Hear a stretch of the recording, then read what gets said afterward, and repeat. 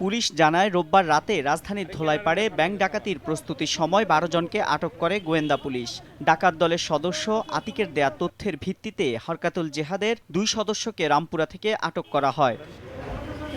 আটককৃতদের কাছ থেকে আগ্নেয়াস্ত্র ও গান পাউডার জব্দ করা হয়। পুঁজি সদস্য হাফিজ ও মামুন জঙ্গি সংগঠনের অর্থের যোগান দিতে ডাকাতির অর্থ খরচ করত। সকালে রাজধানীর মিন্টু রোডে ডিএমপি মিডিয়া সেন্টারে এ বিষয়ে ব্রিফিং করেন গোয়েন্দা পুলিশের অতিরিক্ত কমিশনার আব্দুল বাতেন।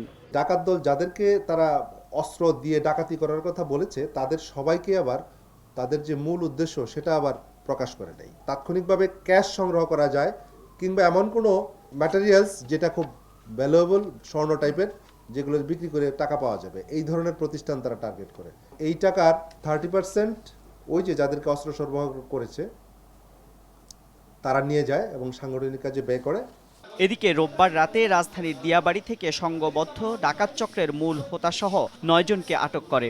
দিয়াবাড়িতে ঘুরতে যাওয়া মানুষদের টার্গেট করে রাতের আধারে ডাকাতি করত দলটি।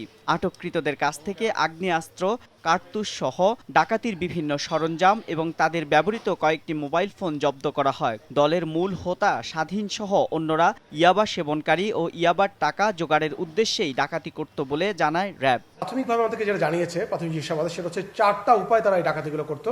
দিনের বেলাতে যারা বেড়াতে আসতো তাদেরকে তারা রাতে হলেই তারা ডাকাতিটা করত। তারা গাড়িতে থাকা অবস্থায় তারা ডাকাতি করত। লোহা জাতীয় কিছু জিনিস ফেলে তারা ডাকাতিটা করত এবং গাড়িতে ডিম মেরেও তারা এই ডাকাতিগুলো করত।